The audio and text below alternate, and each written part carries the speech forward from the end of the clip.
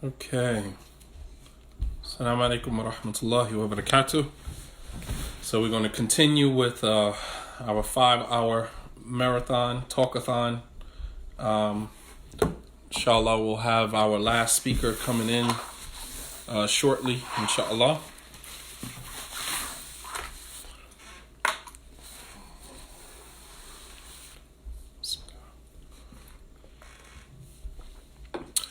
الحمد لله العلي الجبار غافر الذنب وقابل التوب شديد العقاب وأشهد أن لا إله إلا الله وحده لا شريك له وأشهد أن محمدا عبده ورسوله. So, alhamdulillah, we're down to our last hour. I promised you guys that I would be on for 5 hours straight.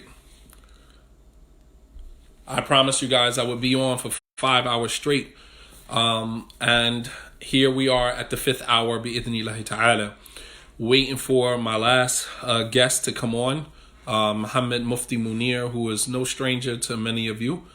Inshallah ta'ala, we'll pose some tough questions to him about moving forward during Ramadan with this quarantine.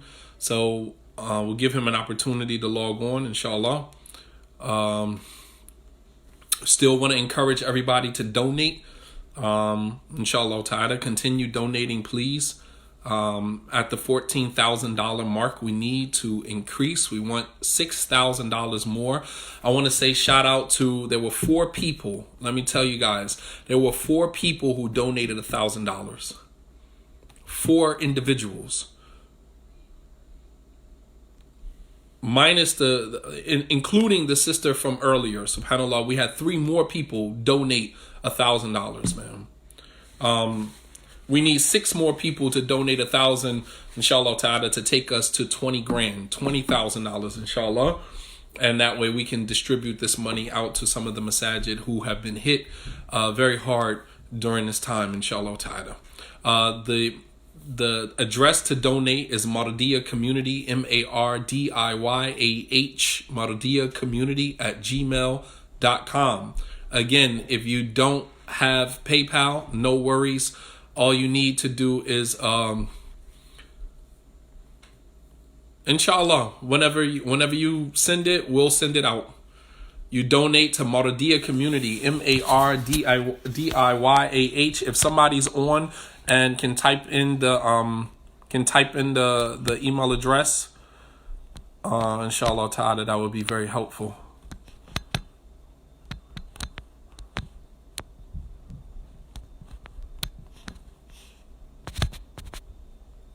At gmail.com.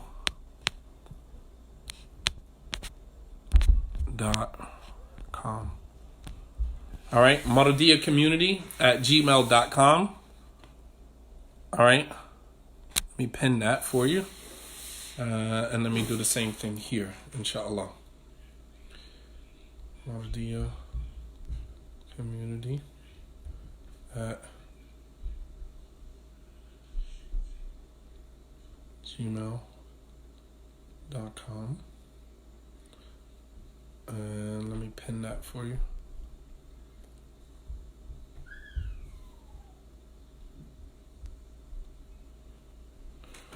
Okay.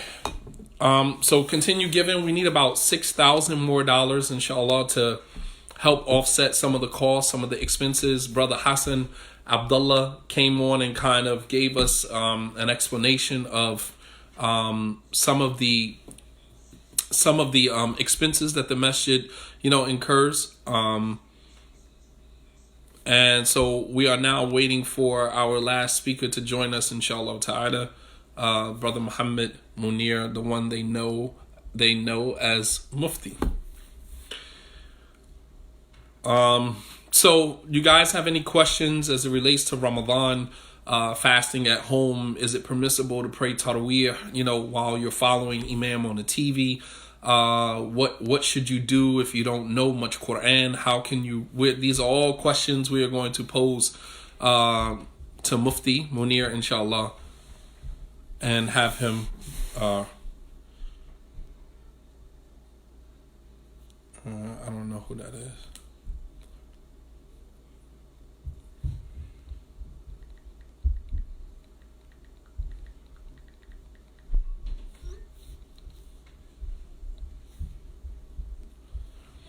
All right. So these are all of the questions that we're going to present to him.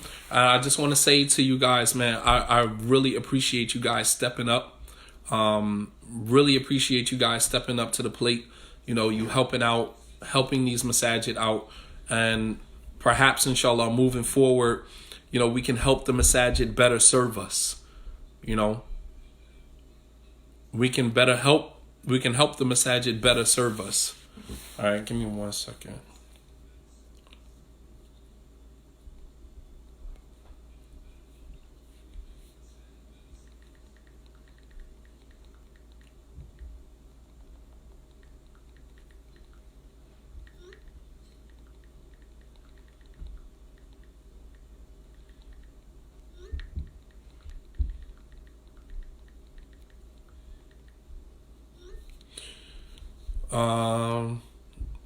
So I would like for you guys, if you have questions, to save your questions for how do I properly calculate how much I should donate to a food bank. Usually to feed one person is like roughly $10. That's usually how how most masajid have calculated between $7 to $10. So if there's someone who is homeless or someone who is, poor or unfortunate, then perhaps you can just prepare a meal every night and feed that person, because that's the way that the compensation, which is called a fidya. A fidya is, for people, it's a compensation that a person who cannot fast due to health reasons, then they pay what is called a fidya, and that's a compensation for not fasting, and that is to feed a poor person for every day. All right, Ramadan is about fasting, so there's a lack of food. So the connection here is to feeding people and not just passing out money just to kind of say, hey, but if you can take time out of your day to prepare a meal, right?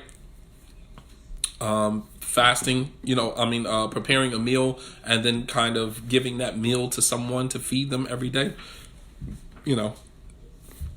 There's someone who sleeps at the bus stop not too far from where I live. And I instructed, someone who has diabetes who can't fast, that's your guy. Take food to that person every day and feed them. Must the person be Muslim? Preferably Muslim. But obviously if the person is not Muslim, then, Islam doesn't discriminate against that. To give a person a meal, obviously the fidya, we're talking about the Prophet ﷺ and his companions, and you're talking about Muslim scholars who have written books over the years regarding this stuff. They were speaking from people who lived in predominantly Muslim societies. We don't have that privilege. We don't live in a predominantly Muslim society. And most Muslims here in our environments, are pretty well to do. They're not like poor, starving Muslims, all over the place like they are in many Muslim countries, right?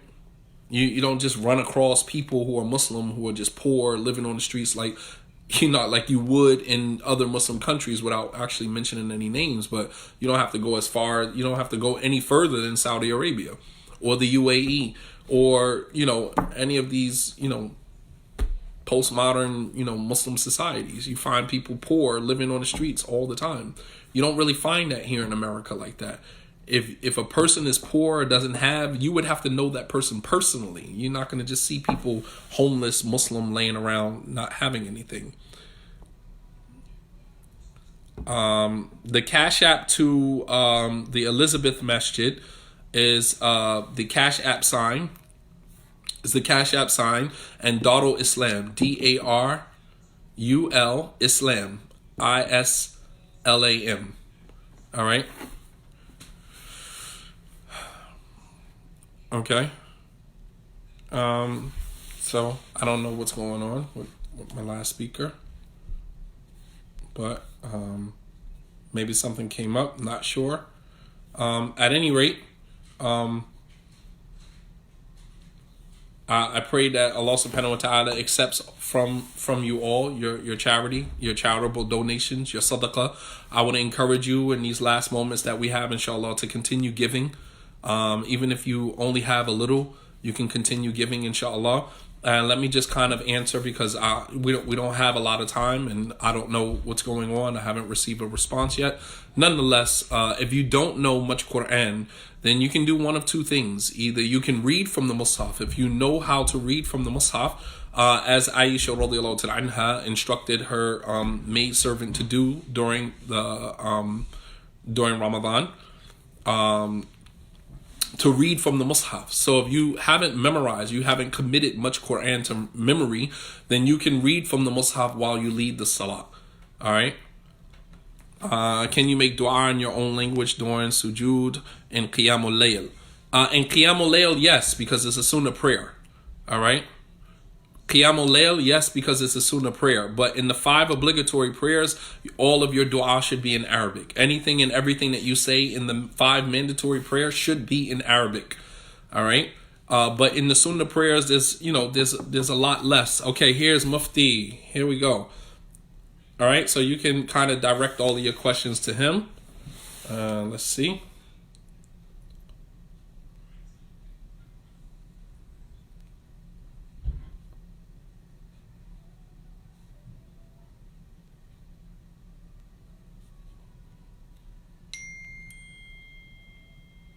Let me see.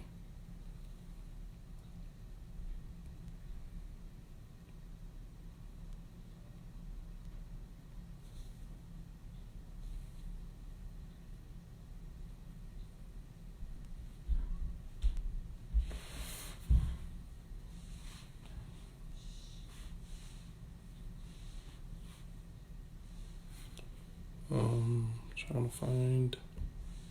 I know I just marked him in, but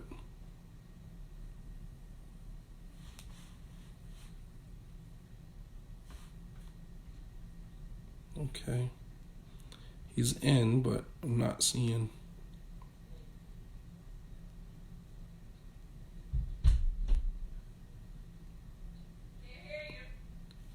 I'm here, but I can't. My camera is around.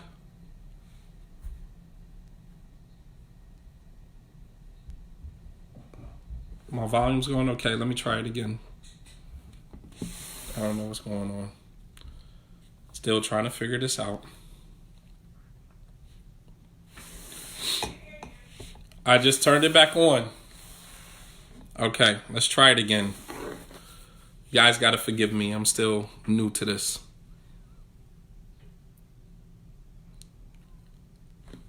Still new to this. Bear with me. Bear with me, inshallah. Still looking for Muhammad Muneer. Mufti, if you're there, send the request again, inshallah.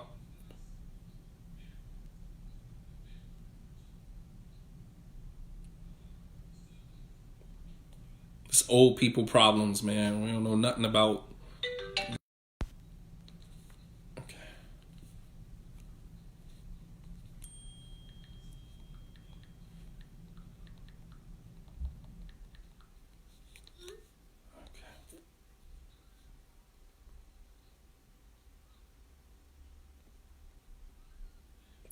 Okay, I saw him up here, but request him. Let me see.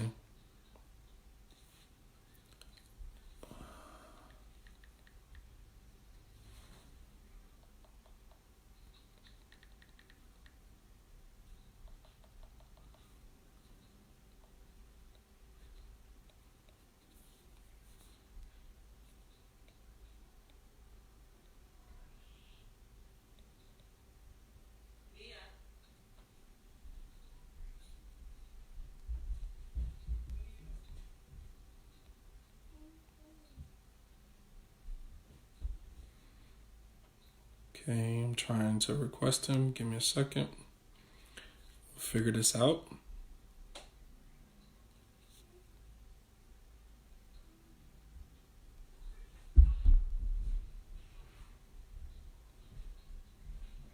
Okay. Sent him a request, so let's see if it comes up. Okay, there you go. Assalamu alaikum. MashaAllah, mashallah. How you doing? Let me see. They're saying they can't hear. Can you guys hear? I can hear you clearly. No, I'm saying the people listening. The people listening. No, not yet. They can't hear. They can't hear. Can you guys hear? Okay. All right. Did I mute myself? Okay. Can you hear me, Mufti? Yeah, I can hear you. Okay, great. All right. So, alhamdulillah, we got the one they know as Mufti, Muhammad Muneer. Jazakallah khair for joining us this afternoon, man. I really appreciate you. You take. Wa fikum. Okay, so. Okay, babe, I got it. We're already talking. We good. We're good. Huh? All right, cool. So, thank you for taking some time out of your afternoon, man, to join us. Somebody said Shadid the racist, so let me go ahead and block him. He wanted to be blocked. he wanted to be blocked. He would have been better off just saying, "Hey, block me." Okay, cool. So, alhamdulillah. Again, thank you for taking time out of your Saturday, man, to to join us. And, for such a very special occasion, as you may know, that we are collecting funds, we're raising money to help some of the, smaller masajid who don't necessarily have any connections or affiliations with any bigger, larger Islamic organizations that, kind of give them donations to help offset some of their costs. You know that many of the masajid have been closed, since the beginning of this pandemic. It's been about 5 weeks now, 6 weeks. And, masajid, are reliant on, the generous donations of the community. And so we're just trying to do our part to help raise some money to help, offset some of the costs for some of these masajid, bi'idhnillahi ta'ala. But what I would like you to, lend us, this afternoon from yourself is, just some information, some guidance as it relates to going into Ramadan under these particular conditions. There are a lot of people who are new converts to Islam. This is the first time that they are actually fasting in the month of Ramadan, but they're fasting under these particular conditions. There are Muslims who, have questions regarding, not knowing much Quran. So what should they do for Taraweeh? Can they pray Taraweeh in their homes? If they don't know much Quran, what are their options? Can they listen to an Imam on TV and then follow behind them? So that's pretty much, let's deal with the questions first and then we can get to the guidance or however you feel most comfortable. One question in particular, I know that a lot of people ask, especially with Jumu'ah now being virtual, can people follow the Jumu'ah and then that count as a Jumu'ah for them and they just pray 2 rak'ah? Or is that them just listening to a khutbah and they still have to pray Salatul Dhuhr? And does the same thing apply as it relates to Taraweeh? Can they follow behind? Can they pray behind an imam who was leading Taraweeh on the TV? Clear. Right, Bismillah. I'll say this, that the traditional sources state that in order to follow an imam in any type of congregation, an obligatory congregation such as Jumu'ah or Dhuhr, or recommended congregation, kusuf, eclipse. The scholars differ on being obligatory or not. The traditional sources state that it has to be one of two things. Either you see and hear the imam, see and hear him, or you be able to hear him without seeing him, or maybe even seeing him without hearing him. 3-4, right?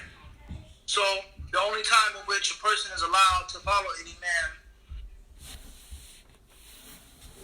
in which they cannot see him, but they can hear him, whether it's a natural voice or whether it's a speaker, the rows are connected, such as a street, an extension of a room, a tarp that you throw down, you're still with the Jama'ah. As far as in the instance in which you can no longer see the imam naturally, or see those who are praying behind him and hearing him as well, then the traditional sources say no.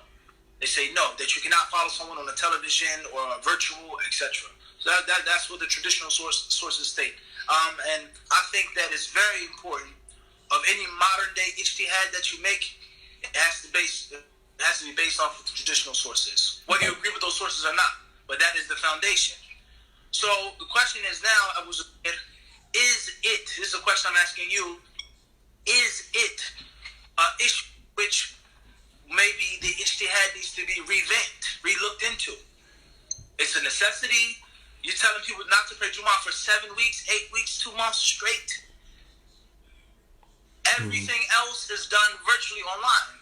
Marrying, people get divorced, people buy, people sell. You're in your, where are you at right now? Why am I? We're talking, we're communicating.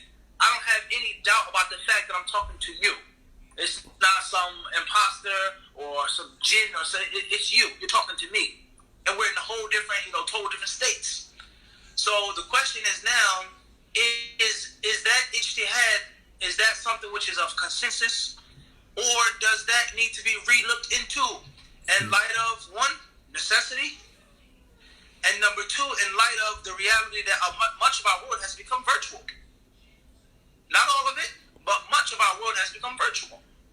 So there's so many different things that we do at the tip of our fingers, at our convenience, our leisure, that were unimaginable, 20 years ago? Absolutely. 50 years ago, let alone 100 years ago. Absolutely. We think about it. You see what I'm saying to you?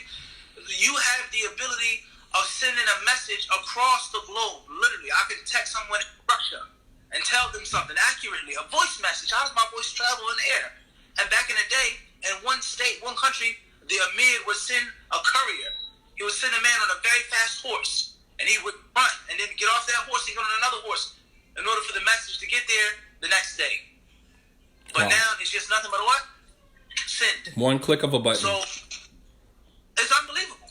So I'll tell you that the default is you should follow someone virtually. No doubt about that. You shouldn't. But in light of COVID-19, and I don't think we can underestimate what's going on right now. If you don't believe in the virus, or if it's a hoax, or if the government, whatever the case may be, it's real. The after effects are real. The shutdown is real. The economy is suffering, like you said. Masjids, businesses, it's a reality. Kids suffering. I'm pulling my kids. I'm a teacher, but my kids are also home, and I'm home. It's chaotic. So we have to realize that this Ramadan that we're going into is unprecedented. I would humbly say in the history of the Muslims, period. There have been plenty of wars that have been fought. Now Muslims have invaded countries. Shia people have killed Sunni people. There have been wars. People have fought. Iraq, this country, this masjid, but all it's globally. Right. A lot. Right. That's something that is unprecedented, and I think there may be some new ijtihads that may have to be made regarding that. You see what I'm saying to you? But the traditional source clearly state is that you cannot follow an imam that you're extremely far away from. But the question is, why? If we're in a different building, the sisters are on top, the brothers are on the bottom, whatever the case may be, can we see the imam? It's a TV. It's a microphone. What happens if the electricity goes off? Right. So it's definitely something to stay safe away from until, I would say, people like yourself, okay, other graduates, other brothers, other scholars, other people who sit down and get together. You looked at this jihad issue and actually sit down and say, all right, let's discuss this. Why can't we do this? Are those things applicable? How many other things we do are virtually? Until that's done, and I think that's a holy cause. Graduates, the brothers from America, from Canada, from UK, by the time of our country, the indigenous, the minority communities, got to get together, right, and sit down and excuse my words, well, not excuse my words, but brothers need to establish a faith council for themselves, and not to be relying upon anyone else, without no disrespect to anyone else, right, without no disrespect to any. You speaking my language now, man. You pulling on the strings of my heart now, man. Yeah, the reality is, it's I mean, there's no disrespect to no one. Well, it's not. But there are certain people that have special needs, and the people on those boards or those councils, they need to look at the special of their community. And there's nothing wrong with that. There's nothing wrong with that. You see what I'm saying to you? If that's what you want to call racism, then so be it. If that's what you call nationalism, then so be it. If that's your definition of it, for a person to look at people's needs that he's around, You see what I'm saying to you? So there are many fiqh issues that are based off of clear text. There's no discussion about that. And believe it or not, this was actually an argument that ensued between me and Abu Uwais, rahimahullah ta'ala.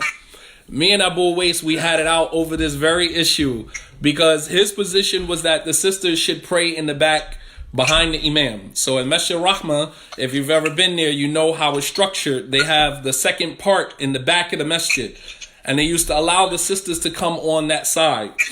And, you know, me coming from Saudi Arabia, you know, coming home for the summer, I'm just like, nah, the sisters need to be on the sister side. And he was like, no, but if they're on the sister side, they can't see the Imam. I said, yeah, but they can hear the Imam. And at the time, there was no TV in the back. I said, well, what we need to do is put a TV in the back so they can actually observe the Imam so they would know what, you know, and we kind of tussled with that for a while. And eventually, the board kind of ruled that the sisters should pray on the sister side. But yes, that is something that that needs to be revisited. As I've stated before on many of occasions, that we have a special set of circumstances living here in America. And, you know, for a graduate to go overseas, your responsibility is to get the foundation, get the usul.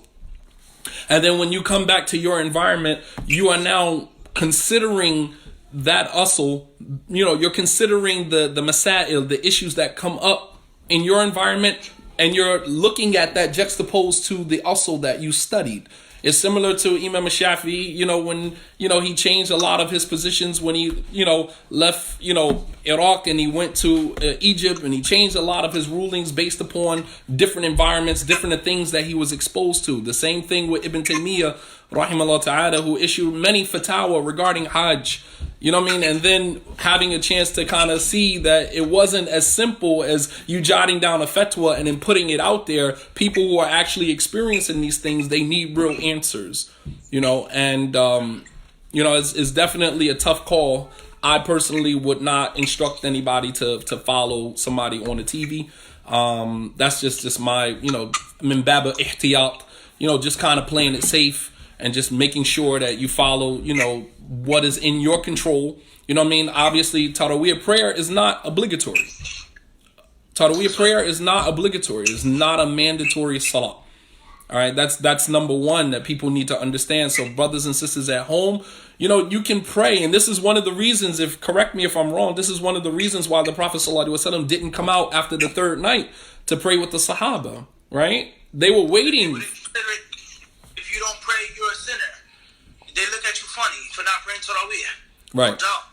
No doubt. So I think for brothers and sisters who are new converts to Islam, I think, you know, the go back to the origin to understand that Taraweeh prayer is not an obligation. The Prophet ﷺ, he did not come out and pray with the Sahaba after the third night. They were standing outside waiting for him. And when they asked him, why didn't you come out and pray with us? He said, because I feared that you guys would think that it was obligatory. All right. So not to put a burden on yourself. You know, you pray as much of the salats that you possibly can. You pray as many as you can. What is easy for you, right? As Allah says in the Quran, فَاتَّقُوا اللَّهَ مَا اسْتَطَعْتُمْ. Fear Allah as much as you have the ability.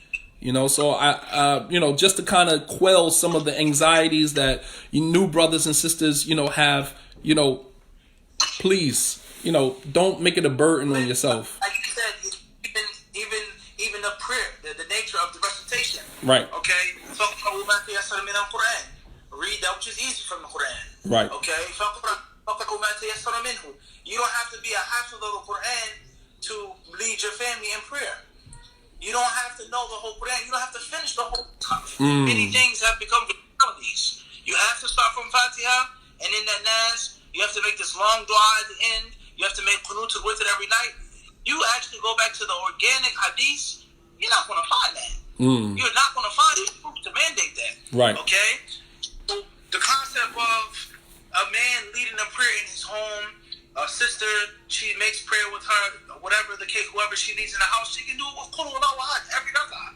Right. All right? Thank you. Actually, if you look at the people, the hadith man, the man, he led the people in the salah, he was their amir. And every rak'ah he would say Qul Huwallahu Ahad, and they asked him, you know, like they complained to the Prophet. And the Prophet, he didn't say nothing about the man. He says, ask him why he does that. they told him, they asked him, and he says, I love it. لأنها صفة الرحمن وأنا أحبها. It's Allah's attribute, and I love it. And he said, tell that man that Allah loves him. MashaAllah, good point. The same surah in every rak'ah, or just juz amma. Say Allah the best way you know how. And that's something that perhaps Allah Azza wa Jal is trying to take us back to. Okay, so that's a very with the fancy formalities. Just do that's the good point. Thank you. Thank you for mentioning that. So for those of you brothers and sisters who are new to Islam, or people don't haven't memorized much Quran, you can recite the same surahs over and over in each rak'ah. He just cited the dalil, he just cited the evidence for that. So even if you recited, he mentioned the hadith of the man who used to recite Surah Al-Ikhlas every single rak'ah.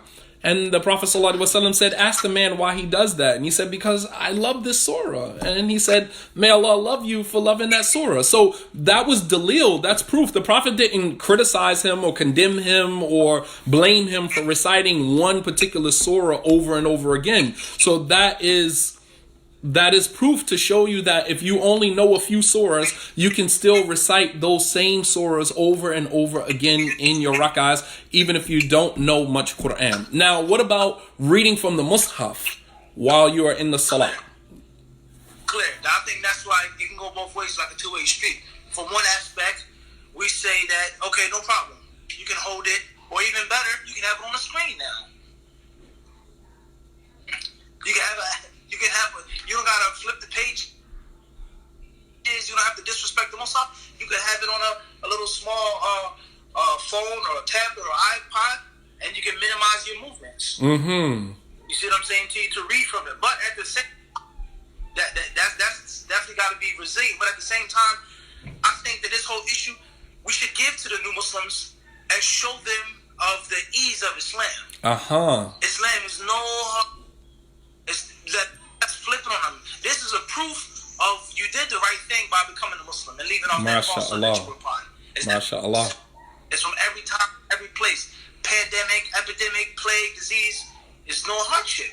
So the concept of if you want to hold the Mus'haf and you want to read the whole thing, alhamdulillah, they used to do this. Aisha, it's narrated other Sahaba, they used to do that. And they didn't have any problem with doing that. But the concept of that's not mandatory either.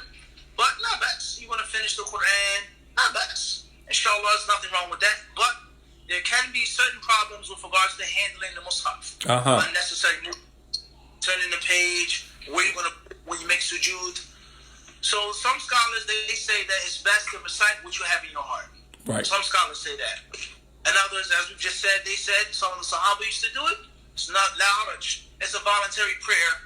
And the interesting fact that Taraweeh, one of the names of the night prayer, as we know, is a brick, a rock. As some of the pious predecessors, they used to drink water in Taraweeh. They used to take breaks. Ibn Rajab, he mentions this in Untitled Chapter. Some of them used to drink water because it's not a fard prayer. While praying. Maybe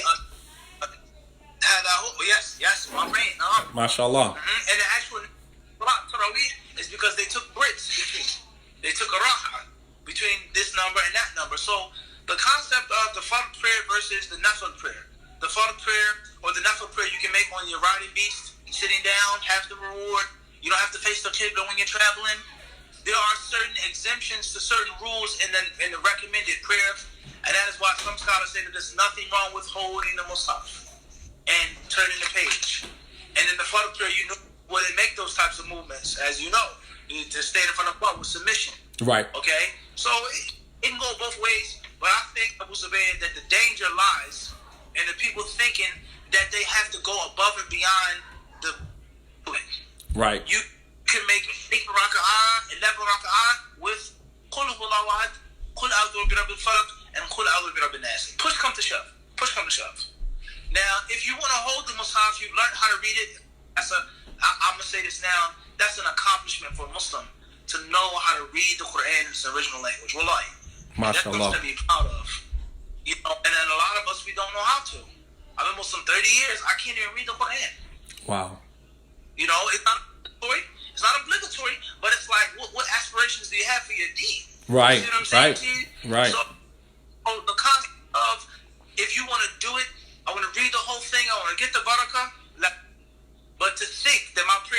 lesser, to think that I can't do it, to think that I have to be fancy and extra to do the recommended acts. That's where the shaitan comes in. Absolutely. And this is one of the foundations of extremism, ghulu. And we all know that extremism is a sister of bid'ah. They're connected. Most innovations come from extremism. So basically sticking to the simplicity of Islam. That you don't have to read the whole Quran. You can recite the same surah. You can, whatever you have committed to memory, you can rely on that. Taraweeh is not obligatory anyway, even if you pray 2 rak'ah, 4 rak'ah at the night, and you're done. You're done. You don't have to pray 11 rak'ah. You don't have to pray 21 rak'ah. You know what I mean? In your home, you can pray a couple of rak'ahs. Go to sleep, get up in the middle of the night, a little bit before Fajr, pray a few more rak'ah, and pray Salatul Fajr. The simplicity of Islam. That's right. And I think that is key, and that is what people needed to hear. And I'm so glad that you shared that, man. They really needed to hear that.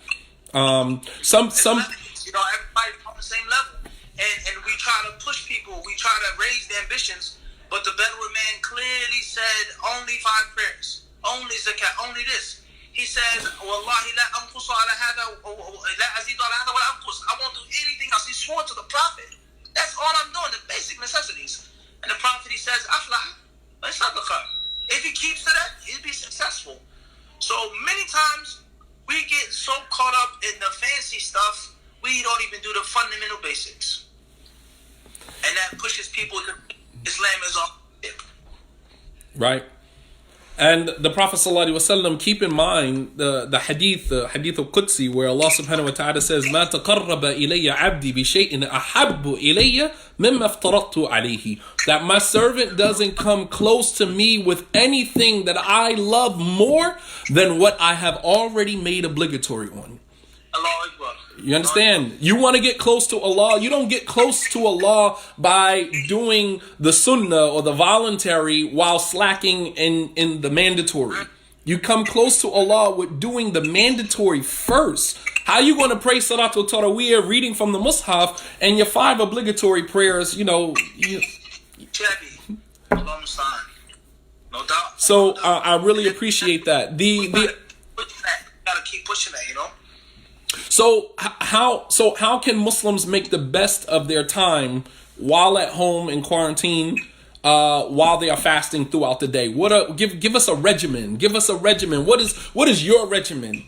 What is Mufti's regimen during the day when you're fasting? Lock your kids up. Put them to sleep.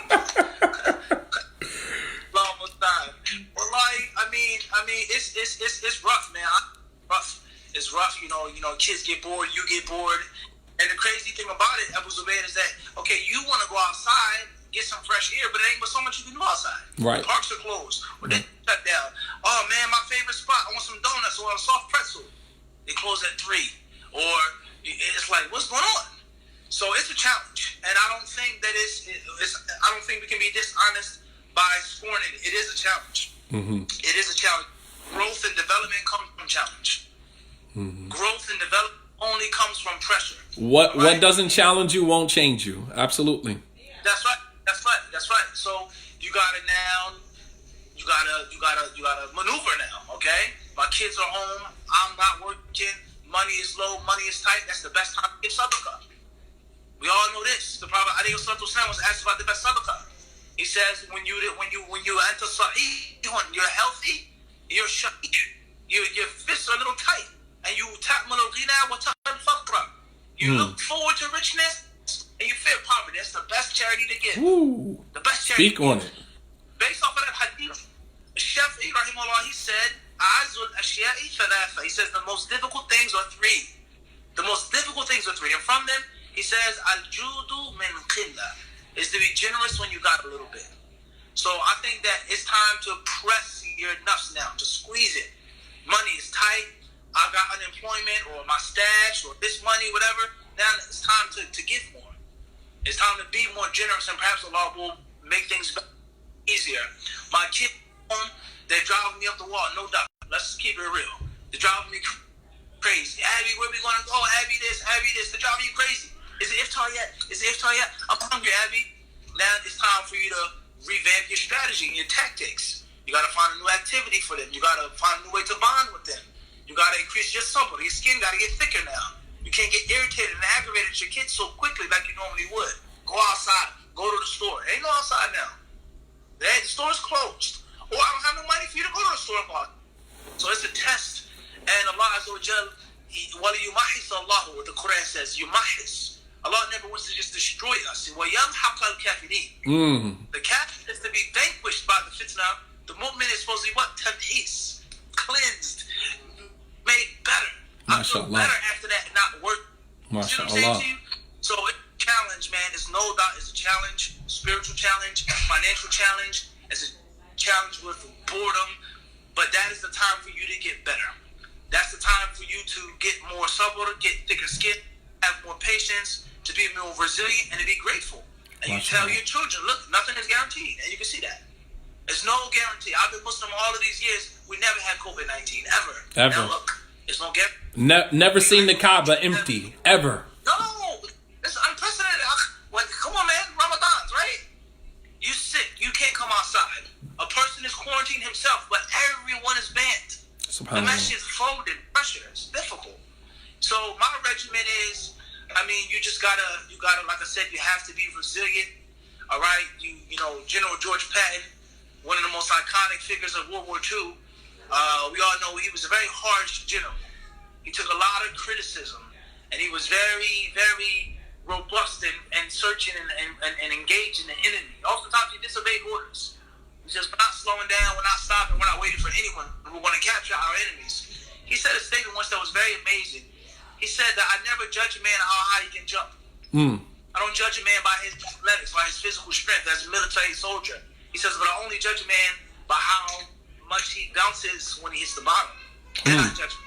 Now I see what type of soldier he is. When he's wounded, when he starts crying in the middle of a gunfight, and he's scared, he's terrified, and he sucks it up.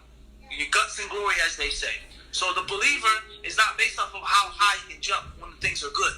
But the believer is based off of how gritty and how tough, how resilient he is when things are good. Now, what do you want to do? You want to fold? You want to collapse? You want to give in? Or you want to adjust and maneuver? You want to bounce back up, get back up? And there's so many different sports references and pop culture references, okay, that you can look at the great champion. They weren't always the best. They didn't always fight the best. Okay, didn't always play the best, but when they hit the ground, he got up quick. You understand what I'm saying? We're not judged by our failures, but by how we bounce back from them. It's not everybody can fall. Anybody can fall. That's right. But how are you going to get back up? That's right. So this is a challenge, and I would say just make activities for the children. Incorporate Islamic studies with the children. What are some good reads? Last night we covered a little bit about the Battle of Badr. Are there some good reads that you can direct people to that would be just immediate iman boosters during Ramadan? No question. Battle of Uhud. Sure. The Battle of Uhud. Whatever seer book that you read from. But just look at what happened at Uhud, okay? And the Muslims that were marked there, the Prophet was wounded. The big where the Prophet was dead, the Prophet was wounded, he was hurt, he lost his tooth, his forehead was cut open. Hamza radiallahu anhu died, the martyrs died, 70 of them. That was a huge blow to the Sahaba. You see what I'm saying to you? But look what happened after that, though. إِذَا جَاءَ نَصْرُ اللَّهِ وَالْفَتْحُ. Conquest, the whole of Arabia. إِنَّ الشَّيْطَانَ قَدْ يَئِسَ أَنْ يُعْبَدَ فِي جَزِيرَةِ الْعَرَبِ. When the Prophet passed away, died, he says Satan has lost hope to be worshipped in the Arabian. And that was after the fact that the companions were injured, they were wounded, and all of the different calamities that took place on the day of the Battle of Uhud. They didn't give up, they didn't lose hope. And there's so many different seerah stories that are so beautiful, but the parents, the reflection, what type of time do you normally spend with your children? Is it a burden to be kids? You get aggravated? You see what I'm saying to you? Are you normally generous with your children? Is it something strange for you to sit down and read a book with them or to watch something beneficial, even if it's not religious? And we're not telling people not to be religious. I'm trying to make a point. If you sat down and watched something that was permissible with your son or your daughter, when was the last time you did that? As a father or mother or stepfather, So it's a wake-up call for myself and for all of us. As far as good reads, then Yani. Oh, man. Oh, my gosh. Oh, man. Give it a few. We cut off. I don't know what happened. My phone cut off. Oh, man. The email is Mardiya Community. MARDIYAH Community. COMMUN. I spelled it wrong. Community. NIT. All right. I spelled it wrong. So please correct that. Mardiya Community is UNITY.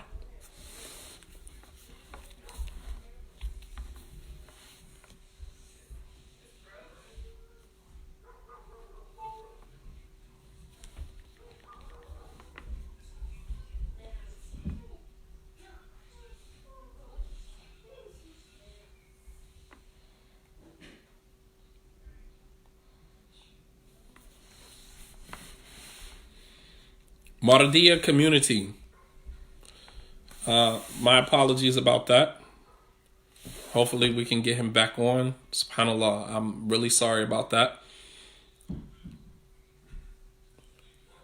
He was on a roll. Let me see.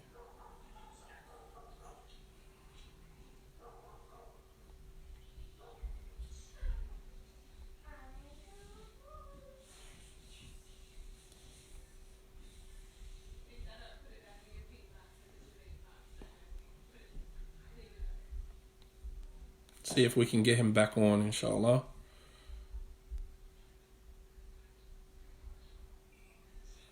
Let me send him a request.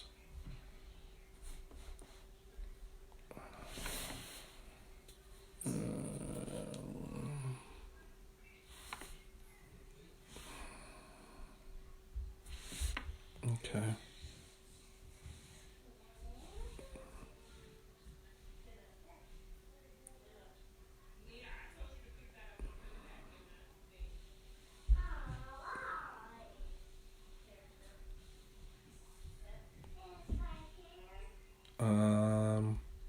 Mufti, send me a request again. I don't know what's up with this thing.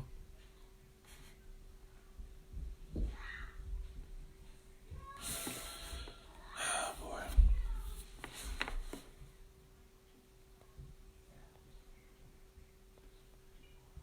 Okay, there we go. Go ahead.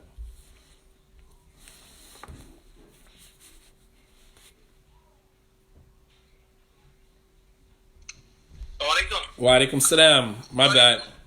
It's all good. I'm glad it happens. Okay, so you were talking about some good reads that are some Imam boosters during the month of Ramadan.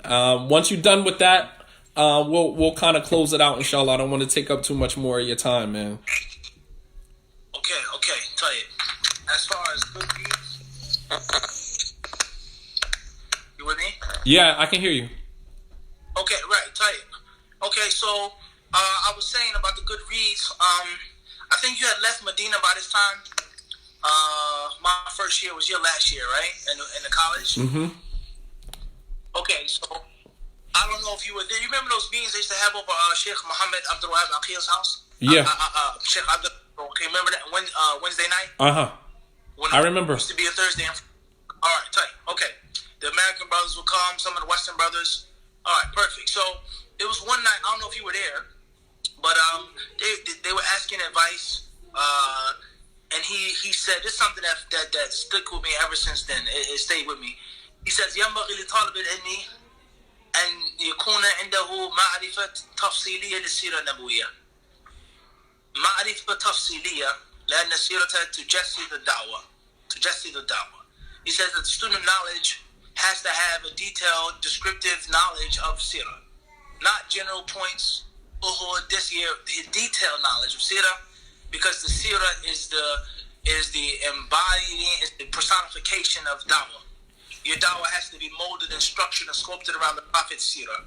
In other words, anything that's happening to us today, in general, happened in the time of the Prophet. Absolutely.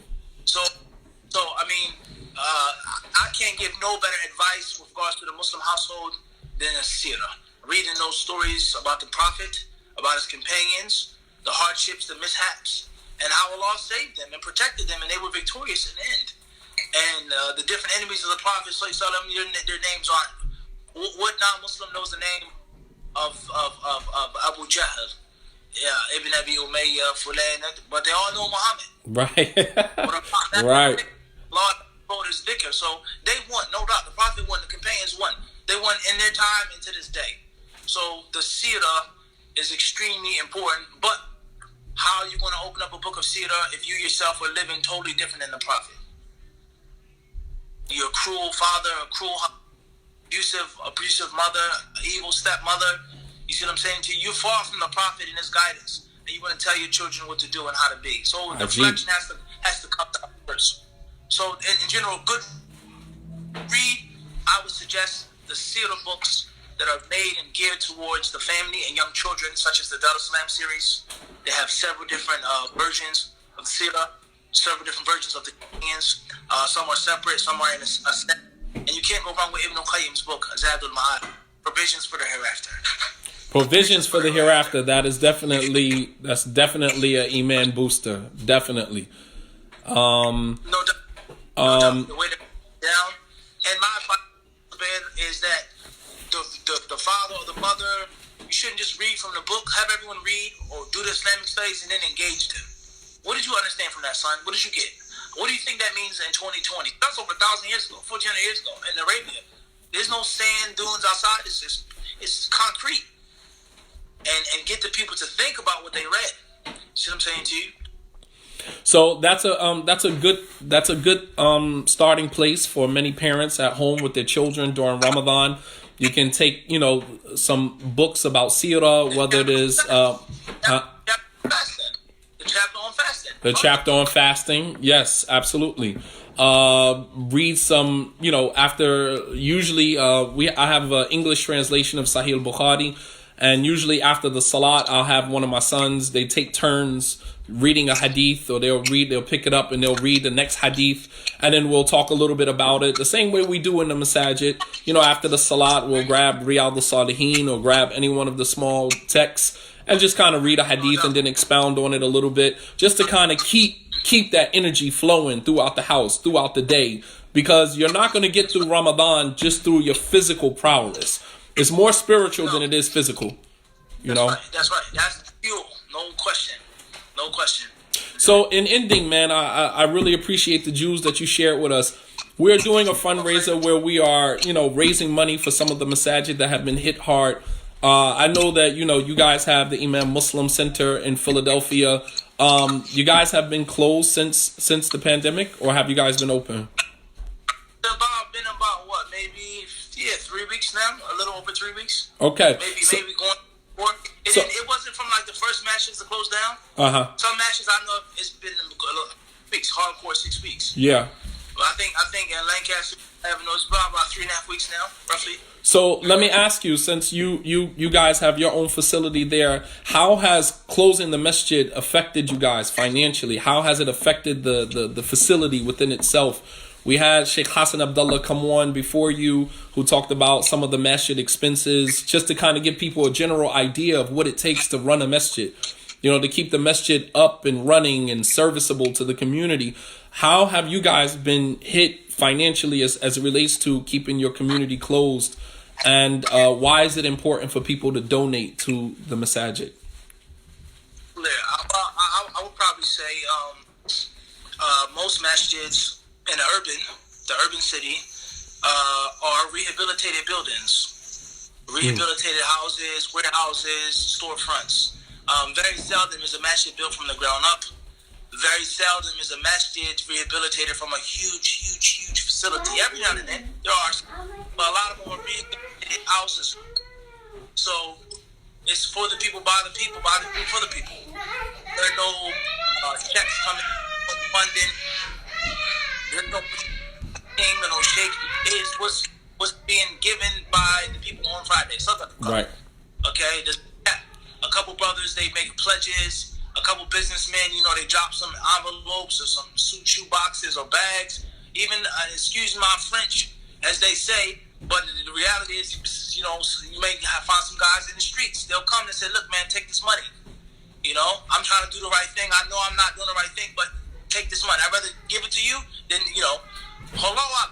The point is that the funding for these buildings, the water bill, the electric, the gas, whatever little bit the imam gets, that comes from people's donations. Absolutely. And the donations are given by people balling up their money or sticking it in the box or the bag or the trash can or like I said, the envelope or the shoebox or the hoodie, whatever, the big backpack. So if no one has come to the masjid for 4 weeks, there's no Jumu'ahs, no classes, where's the money coming from? Right. And even people do not everyone is virtual. A lot of people don't even like using virtual money like that. Right. So if it was a struggle to keep the masjid open when the people were coming in, imagine what it's like when the people aren't coming in. Right. And the bill, whether you own the building, whether it's a rent, or whatever the case may be, it still costs. To keep the facility up, it still costs. You see what I'm saying, T? So it's not a struggle. It's a gut punch. To be honest with you. So, wow. You understand? An uppercut right to the belly. I'm sure. In which it's money coming in. And everything about the masjid is congregational. Everything. Congregational. Running it, praying in it, cleaning it, maintaining it, funding it, all congregational. Paying the staff, the imam, the assistant imam. We're $100 short. We're $5 short. A brother comes out of his pocket. Everything is congregational. So COVID-19, there's no doubt, is a gut punch. By Allah's permission, it's a gut punch, and it is taking the congregation out of it. So there are masjids around the world that are struggling. The people that work at those masjids, the imams, they're struggling. It's rough. And the last thing I'm going to say is that most people don't have a clue about how much it costs to run a masjid. They think it's sweet and easy. If you knew how much the water bill was, if you knew how much it costs, if you're paying rent, if you know how much the imam's expenses are, the imam is not even living luxuriously. Right, right. Stuff. Right. A lot of people, they don't have a clue, man, and they just don't get the point that this is not Saudi Arabia or Kuwait, in which everything is paid for, top-notch, top-tier dollar. I had a classmate, you probably had classmates from Kuwait in the college, I had a few. He said, man, Kuwait, he says, you don't worry about anything. Books, marriage, it's taken care of by the government. You don't have to worry about anything. Wow. Money. America, that's the exact opposite. How many brothers Sheikh, come home, they work doing this or driving a truck or working in this place. Absolutely. And they study all of those people. So, not harassing no one and not begging people for their money. But you asking me the bitter reality is that if we don't put up money and support our institutions and our masjids, who will? Right. So is there PayPal link or Cash App link for your masjid if people wanted to donate to your masjid specifically? Is there some place where people can leave donations? Yeah. What is it? Sure. Yeah, I can see them.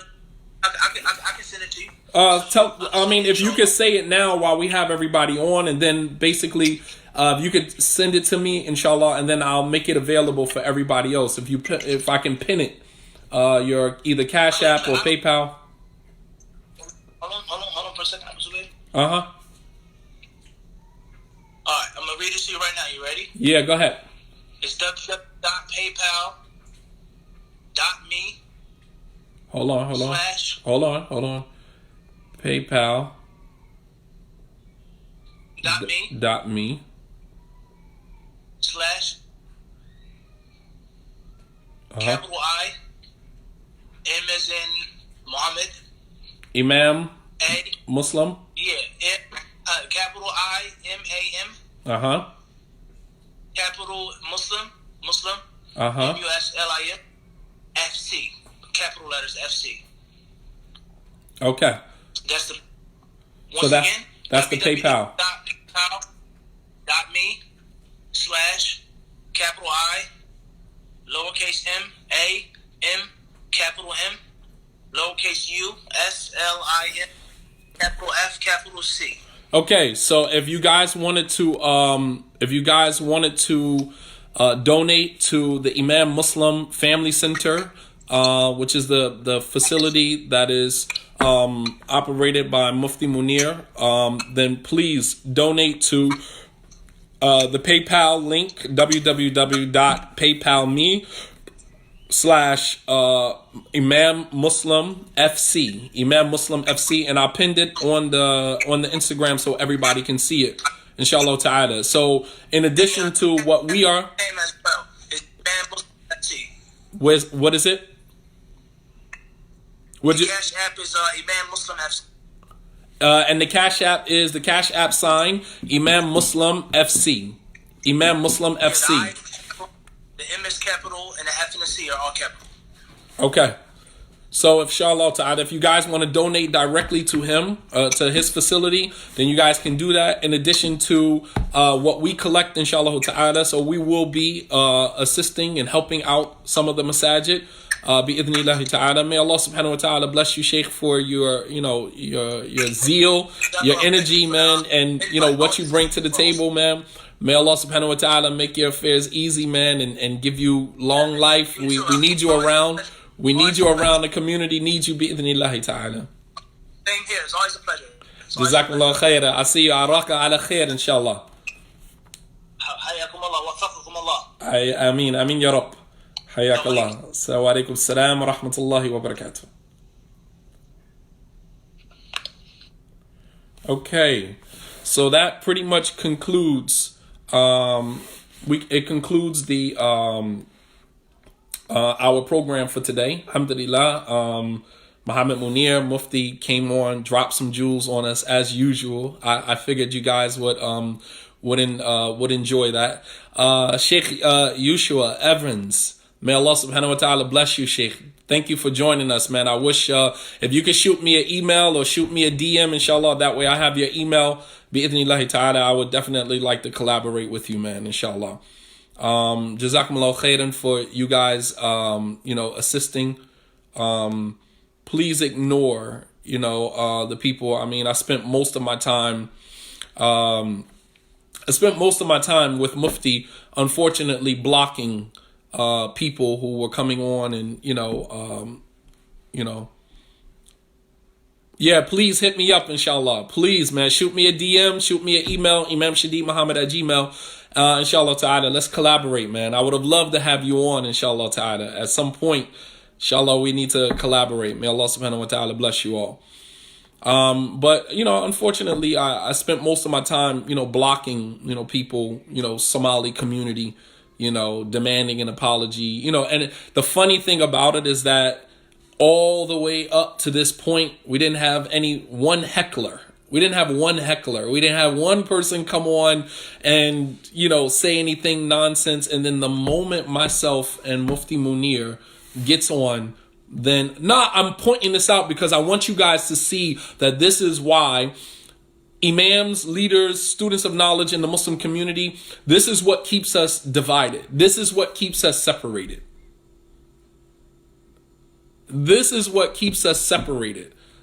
It's stuff like that the moment two people, who have influence over the Muslim community, begin to collaborate, there's people who don't want to see that happen and will do everything in their power to stop that from happening. Everything. And of course, that's from none other than Shaitan, who recognizes powerful energy.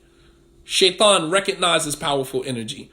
And I'm just giving you a small glimpse at what happens on a larger scale that kind of keeps, people from, collaborating. If Shaitan and his goons stop people from, separate husband and wife in their marriages, how could you believe that they wouldn't separate leaders in the Muslim community? And we pray to Allah subhanahu wa ta'ala that Allah unite our hearts. We pray to Allah subhanahu wa ta'ala that Allah keeps our community firm, keeps our, ranks united. We pray to Allah subhanahu wa ta'ala. This just gave us a small little glimpse into that, man. A small little glimpse, man. Subhanallah. All right. The energy has been positive all day long. We've been rocking out since 1 p.m. It is now 6:30, and you can imagine, I am exhausted, man. Exhausted. And inshallah ta'ala, we will have We will have a collection. We'll have a number, a roundabout number. Money is still coming in, inshallah ta'ala, and we will let everyone know when this is done and over with. We'll let everybody know what was the figure, the top figure that we collected, and we will also post the masajid and how much we donated to each masjid in the spirit of being transparent.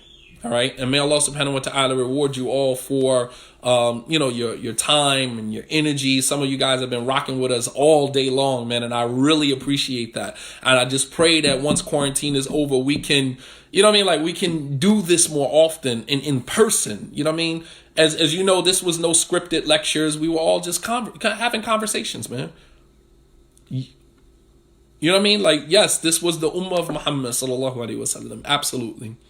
Absolutely. I wouldn't have wanted to spend my Saturday any other way than the way that we had it, with the minor hiccup towards the end, but we still managed to prevail. We still managed to get past and get by the nonsense. But you have to always leave room that whenever there's positive energy around, it attracts the sharks like blood. That's just the way that it is. There's no changing that. We have to prevail. We have to be stronger than the negative energy that surrounds us. That negative energy is never going to go anywhere. It's going to always be around.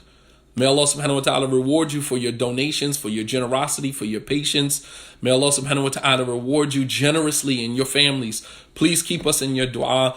Please keep the masajid in your dua, inshallah ta'ala. And I look forward to, at somewhere in the near future, doing this again. This was actually very fun. It was very, very heartwarming and very educational at the same time. Jazakumullahu khairan. Wassalamu alaikum wa rahmatullahi wa barakatuh. Don't forget to send your last donations in. That is Mardiya Community, MARDIYAH Community, COMMUNITY, Mardiya Community at Gmail. You do not need PayPal. You can send us an email with the exact amount that you want to donate, and we will send you an invoice, and you can donate directly from your bank account. Please, let's keep that money rolling in. The moment we hit the $20,000 mark, trust me, I'll let everybody know. I have faith in us. You guys have proven to me. You've literally proved me wrong, because I said this morning, I don't think that we're going to get more than $10,000. And we're way beyond the $10,000 mark. Way beyond the $10,000 mark. You guys have proved me wrong. I was a man of very little faith this morning. My wife said, nah, inshallah, we'll get more than that. I said, nah, we'll be lucky if we get 10,000. And we surpassed the $10,000 mark. وتعالى bless you. وصلى الله على نبينا محمد وعلى آله وصحبه وسلم تسليما كثيرا وآخر دعوانا أن الحمد لله رب العالمين والسلام عليكم ورحمة الله وبركاته.